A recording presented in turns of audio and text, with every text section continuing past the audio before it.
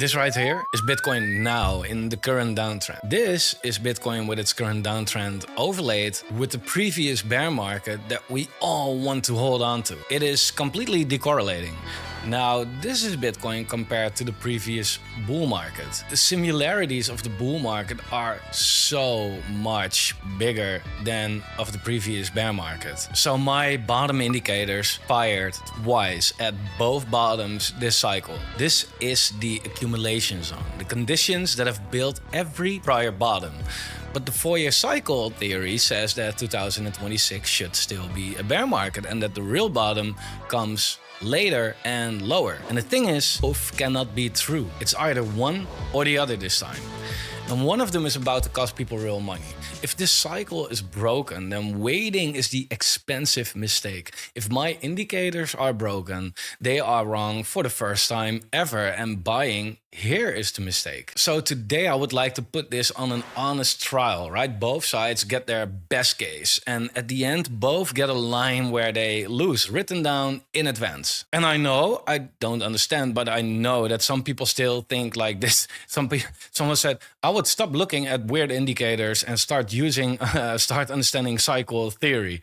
And look, there's so much wrong with this way of thinking that I honestly at this point start to think like these people are trolls, right? They try to put the price lower or whatever. I don't know what's going on here. But I'm afraid that this is actually not a joke and that a lot of people think like this, right? But why would TradingView exist if this is the case? And it's such a weird statement, but this is the problem right now in crypto. The 4-year cycle marked 3 out of the 4 tops. The indicators, most of them marked 4 out of the 4. But still people choose to believe in the 4-year cycle theory because I get it. It's easy to understand, but it doesn't make it the right thing to look at. Now, to be true, on the longer term, on the shorter term, we already know that the bottom indicators that we use on this channel have fucking nailed everything so far. We got the February low and we got the latest low to the bottom. This was insane. The receipts are on the channel actually, right? So you can see it and see the reasoning of my way of thinking. Meter, Bitcoin on average every cycle so far, bottoms at 17.4%. We went to 17.5 so far. Yet people are saying, it will go lower. And I just think, in my experience, it's unwise to try to time a bottom that you don't even know if that's coming. It's your money that you're playing with, but you're gambling for the perfect number. That's a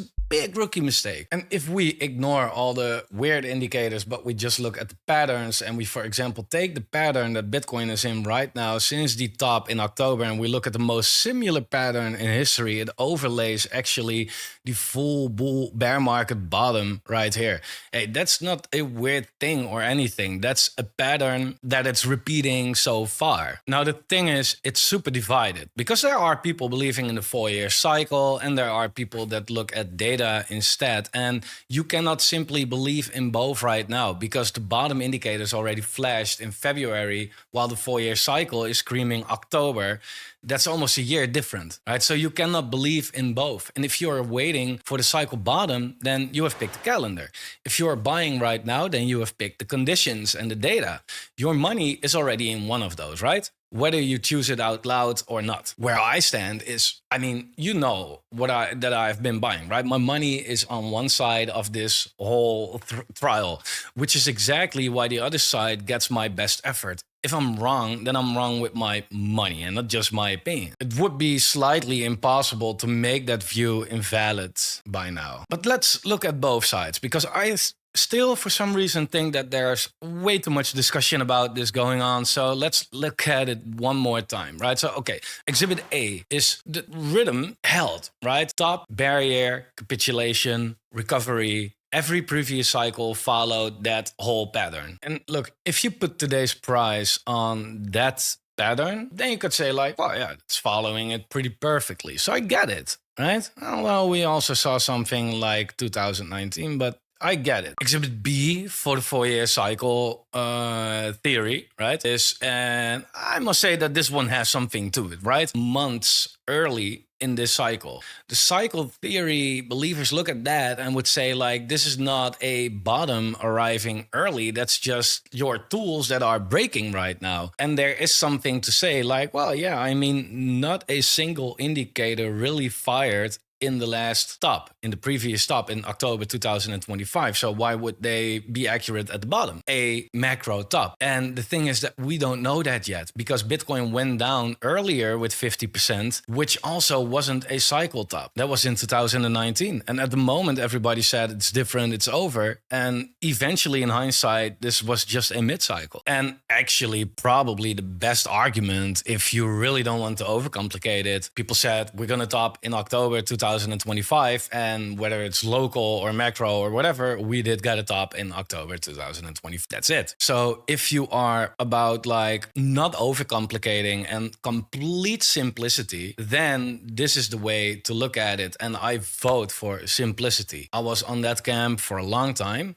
and I totally get where that is coming from. But I do think that this is a little bit too much unproven simplicity for me at this moment. And I can give countless examples, but one reasoning could be this, right? If we are following, let's say, a cycle like 2021, because we had a top there, so there will be a bottom there. That's not a guarantee on its own by definition, right? The 2021 bear market, 22, is correlated so far with 46% with what we are doing right now. We are massively outperforming it.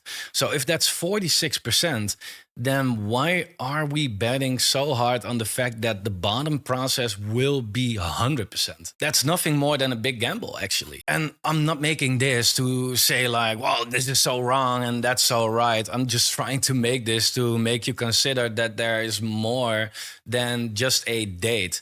Because I think that that's somewhat of like, oh, you don't have to do research. You don't have to look at things. You don't have to even think about something. You just look at your calendar and you will be fine. While that's a complete unproven theory, actually. And that's where I think a lot of people will go wrong. And I hope that I can prevent that, right? Because what is the evidence actually made of? It's just the cycle's entire data set of 3 completed cycles. 3, right? But I can pick a bunch of indicators that were also right 3 times. So why don't we believe in that then? It's right. It makes no sense. Like, this thing was right 3 times. This thing was right 3 times. They're both saying the complete opposite. And I just choose this. Why? That's Russian roulette, man. All completely correlated with the liquidity cycle, right? With the business cycle, with the macro. Are we now trying to kind of tell each other like Bitcoin and liquidity has nothing to do with each other? That's the only thing that's driving crypto in the first place. That's the stupidest thing to ignore. Now, the indicators have more observations, right? Every bottom across every regime, every cycle top, every mid-cycle top, they say it all. So they have a lot more data and therefore are a lot more accurate. To be honest, the indicators that I'm using also just go back until 2009 or so, right? Nobody in crypto has big data. The difference is, though, that when history runs out, then the data is the cycle's whole argument. The indicators still have a mechanism, right?